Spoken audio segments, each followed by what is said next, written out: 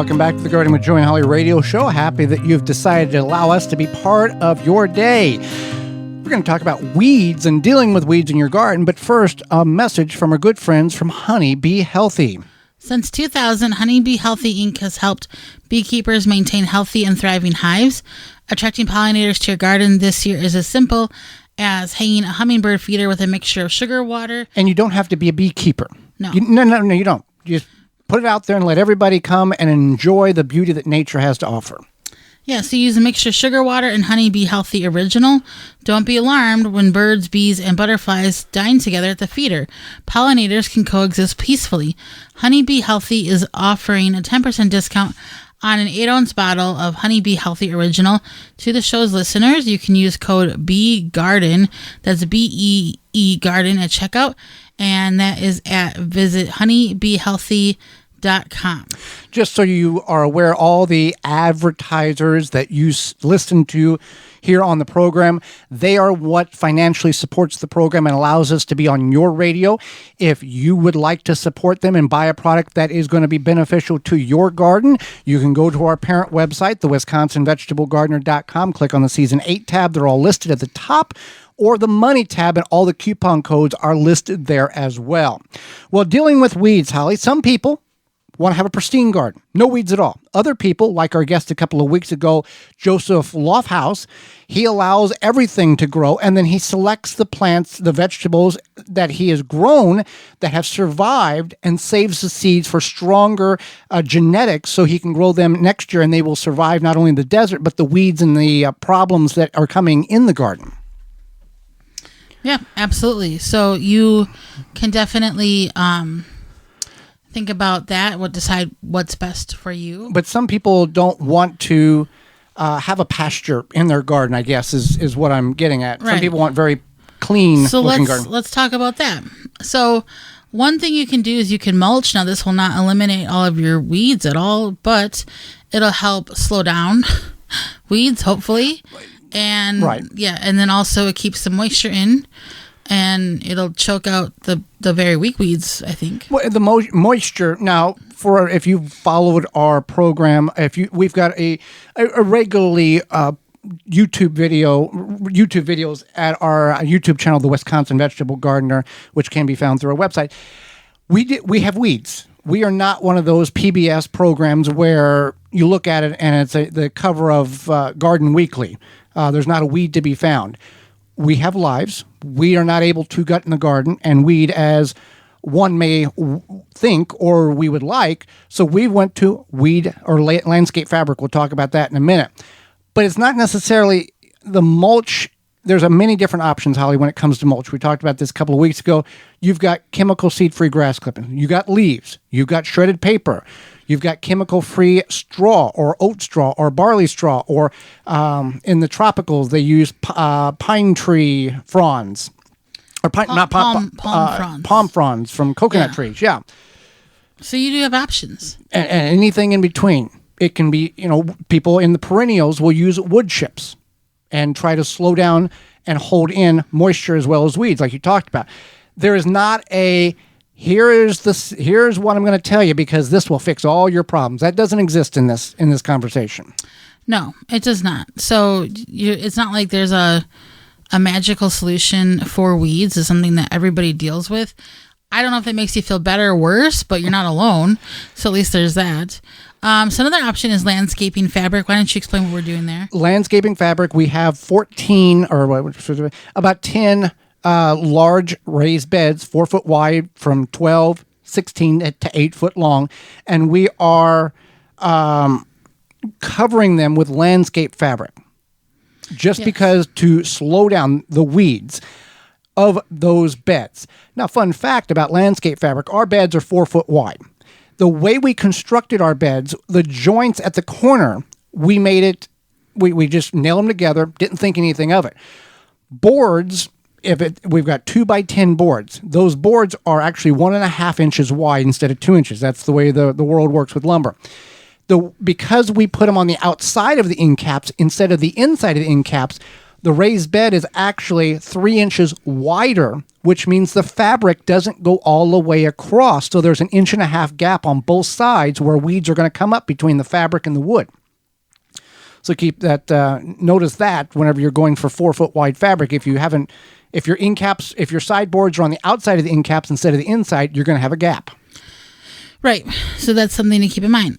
So then this is not necessarily a solution for everybody, but straw bale gardening, that is essentially weed free, and it's an option, and it's a good solution, I think. Yeah. Yeah. Straw bale, barley, oats, whatever the situation you have in your area. You can archive one of our shows, Joe Carson, the creator of the Straw Bale Garden book, method, and also the sponsor of Bale Buster, a product in which is used to condition the internal portions of the bale. You just don't grab a bale, plant in it. You have to create a humus in the bale in order to feed the plant that you're growing in it. Works very well. Incredible feat of engineering that he created living on the farm and discovering this, and has made a life out of it because of an accidental discovery. Absolutely. So then that's the straw bales. Just good old pulling the weeds. I know that seems like that's not a solution, but it is a solution, especially if you can stay on top of it. Yeah, when they're small. When they're small. If you have the time, maybe, you make it a point to come home from work every other day, spend an hour pulling those weeds. You want to, if you've got grandkids or kids and they're always, I want money. First of all, 50 cents doesn't go anywhere, but nowadays, but you can encourage them. Please do not give our niece and nephew 50 cents. No, I'm not. I'm just saying, kids nowadays want some type of income. Yes. So if you can teach them, here is what the tomatoes look like, peppers look like, leaf lettuce looks like. Gently pull the weeds around and make the bed clean. They can earn a small income and understand the value of how much work it really does take to make a few dollars. And they might just not go blow it on some Legos that they have wanted.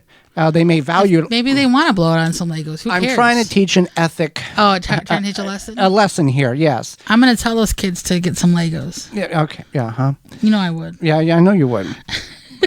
But it is a way in which can be done. Now, you can also use a garden hoe or a push-pull hoe when the seedlings are just emerging, if you don't want to pull each individual, to knock them and cut them as they're sprouting. You can do that as well if you're not using any type of mulch. Yeah. So you're not pulling them out, you're actually cutting them off and stressing them out, and they're not going to, get them before they get big. Yeah, so that's definitely, a solution. It's probably not maybe the magical solution you're looking for, but good old pulling the weeds is an option, and doing it while they're small and little by little, that's an option. And I think that for me, it's a matter of time. How do you eat a horse, right? One bite at a time. First of all, that's a terrible. Most people who are listening to this program may consume meat, but they're not eating horse. Okay, it's a saying. Oh, okay. How do you eat a horse? One bite at a time. So when you're out there pulling those weeds, you want to get one section at a time. One section at a time. One row at a time. Or maybe, again, like I said, 2 nights a week.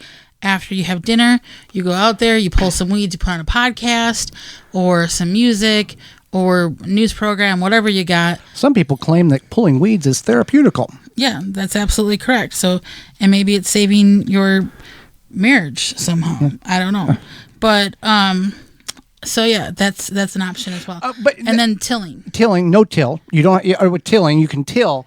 The problem with tilling is a lot of these weeds, when you disturb or cut up the roots, they are designed by nature to reproduce. So a piece of grass that's growing there, you pull it out, most of the roots are coming up with the top growth, and you dispose of it. You run a tiller over it. Now you've got 75 different chunks of roots that in 2 weeks is going to look like a grassy lawn, because all of those follicles have generated roots and have now begun to grow. That's why people will say, well, I tilled and now it's worse now than it ever was, because you're disturbing the roots. You're cutting the roots up, and now they are all multiple plants.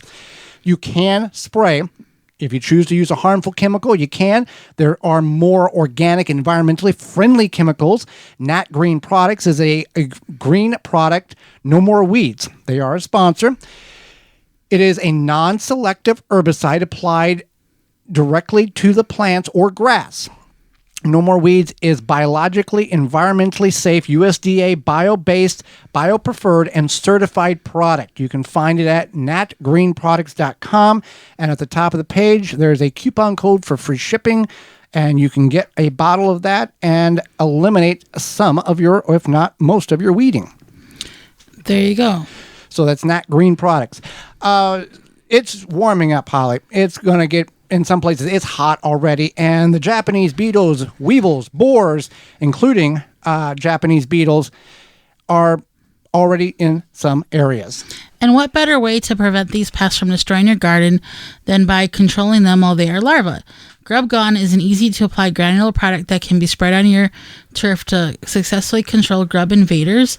Developed by Phylum Bioproducts from a naturally occurring bacteria, Grub Gone is a non-chemical BT product that specifically targets only scarab pests, and it's safe to use around bees and other beneficial insects. If you already got beetles flying around, some of you do, Beetle Gone is an organic water dispersible powder that can be sprayed directly on your edible plants. To find out more about all their products, visit PhylumBioproducts.com. That's PHYLLOM bioproducts.com. Or you can go to BeetleGone.com.